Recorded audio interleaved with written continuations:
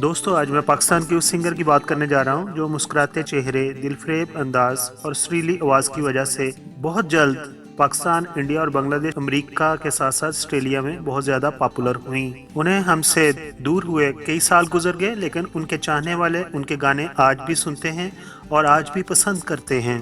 India में उनकी popularity का अंदाज़ा आप इस बात से लगा सकते हैं कि इंडिया के बॉलीवुड के मशहूर डायरेक्टर जो बड़े बजट की फिल्में बनाते हैं और ज़बरदस्त फिल्में बनाते हैं, यानी कि करण जौहर, उन्होंने अपनी एक फिल्म में उनका एक गाना शामिल किया। जी हाँ, मैं बात कर रहा हूँ पाकिस्तान की मशहूर सिंगर नाज़िया हसन की।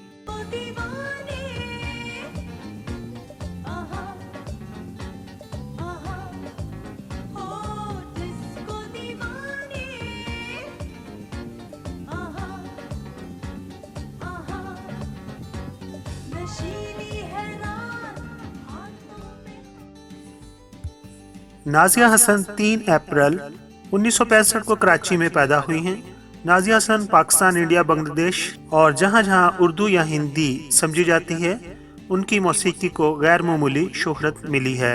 सुरीली आवाज की मलका नाज़िया हसन ने अपने करियर का आगाज पाकिस्तान टेलीविजन के मशहूर प्रोग्राम कलियों की माला से किया। नाज़िया हसन ने 80 की दहाई में उर्दू मौसीकी में मगरबी अंदाज को मुतारफ कराया, जिसे न सिर्फ पाकिस्तान की नौजवान नस्ल बल्कि इंडिया, दुनिया में जहाँ जहाँ उर्दू समझी जाती थी, बहुत पसंद किया गया और उन्हें भरपूर पजीराई मिली। इसलिए नाज़िया हसन को भी पॉप मौसीकी की बानियों में शुमार किया जाता है। नाज़िया हसन की शख्सियत अपने मुनफरद अंदाज की वजह से दूसरों के लिए इतनी दिलकशी समेटे हुए थी कि उनका हर गाना सुनने वाले को बहुत अच्छा लगता था और वो बहुत पसंद करते थे और उन्होंने अपने चाहने वालों को अपनी गिरफ्त में ले लिया। नाज़िया हसन का पहला एल्बम डिस्को दीवाने 1982 में रिलीज हुआ, जिसने कामयाबी के कई नए रिकॉर्ड कायम किए। इस एल्बम में उन्होंने अपने भाई ज़ुहैब हसन को भी मुतारफ कराया और ज़ुहैब हसन ने उस एल्बम में अपनी आवाज़ का जादू जगाया। नाज़िया हसन अपने इकलौते भाई ज़ुहैब हसन से बहुत मोहब्बत करती थी। अब हम बात करते हैं कि नाज़िया हसन को असल शोहरत कहां से मिली। तो नाज़िया हसन को 80 की दहाई में बनने वाली बॉलीवुड की फिल्म कुर्बानी के गाना आप जैसा कोई मेरी जिंदगी में आए तो बात बन जाए, जो उन्होंने सिर्फ 15 साल की उम्र में गाया था, उससे शोहरत मिली। ये फिल्म कुर्बानी जो थी बहुत हिट रही और कुर्बानी फिल्म का ये गाना उससे भी ज्यादा हिट रहा।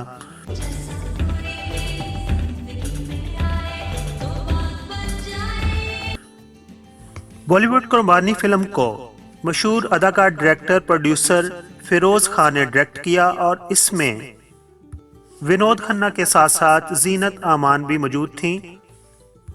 नाज़िया हसन का जैसा कि पहला एल्बम डिस्को दीवाने जहां बहुत मशहूर हुआ और उसका गाना डिस्को दीवाने तो मशहूर हुआ ही, लेकिन उसमें दूसरे गानों को भी लोगों ने बहुत ज़्यादा पसंद किया, जिनमें दिल बोले बूम बूम, दिल की लगी, दोस्ती ऐसा नाता, सुन मेरे महबूब सुन वगैरह शामिल थे, जो कि बहुत ही हिट हुए। नाज़िया हसन पाकिस्तान की पहली गुलकारा हैं जिन्होंने बड़ी छोटी उम्र में इंडियन फिल्म फेयर अवार्ड हासिल किया। उन्हें ये अवार्ड बेस्ट फीमेल सिंगर के तौर पर दिया गया और ये एजाज़ आज तक नाज़िया हसन के पास ही है। और पाकिस्तान में भी नाज़िया हसन की सलाहियतों के एजाज़ में हुकूमत पाकिस्तान ने उन्हें प्राइड ऑफ परफॉर्मेंस से नवाजा। इसके अलावा उन्हें इंग्लैंड में प्लाटिनियम शील्ड और इसी तरह डबल प्लाटिनियम शील्ड और उसके साथ साथ गोल्डन डिस्क अवार्ड्स भी मिले। नाज़िया हसन ने अपनी सिंगिंग के 5 एल्बम रिलीज किए और उनका आखिरी एल्बम था कैमरा कैमरा, जो उन्होंने अपने भाई ज़ुहैब हसन के साथ रिकॉर्ड किया और उस एल्बम से पहले ही उन्होंने अनाउंस कर दिया था कि ये उनका आखिरी एल्बम होगा और वो मौसीकी से रिटायरमेंट ले रही हैं और अपनी पर्सनल जिंदगी पर वो फोकस करने वाली हैं।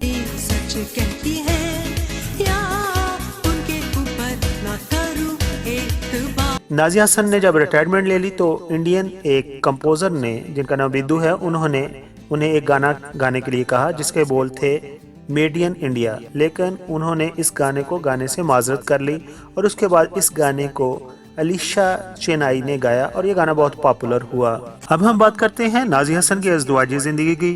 नाज़िया हसन की शादी 3 मार्च 1995 को बिजनेसमैन मिर्जा इश्तियाक बेग से कराची में हुई।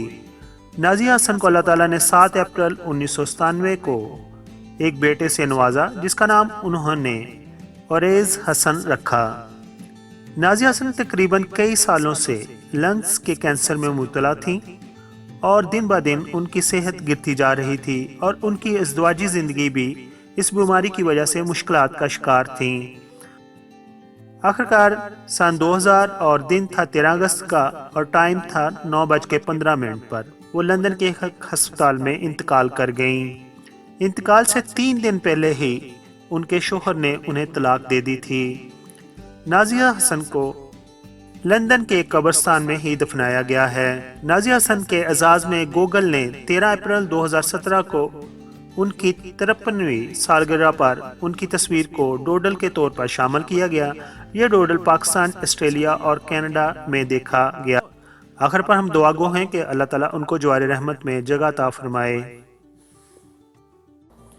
जैसा कि आपको मालूम है कि पाकिस्तानी फ़नकारों के बारे में, स्पेशली हमारे लेजेंड के बारे में यूट्यूब पर कोई जामिया इंफॉर्मेशन मौजूद नहीं है, तो मेरी कोशिश है कि पाकिस्तान के जो लेजेंड अदाकार हैं, जो फ़नकार हैं और जो दूसरी शख्सियात हैं जो पॉपुलर हुई हैं और उन्होंने अपने काम से वतन की खिदमत की है, उनके बारे में इंफॉर्मेशन को इकट्ठा करूँ, कंसोलिडेट करूँ और उनके बारे में एक वीडियो बनाऊँ।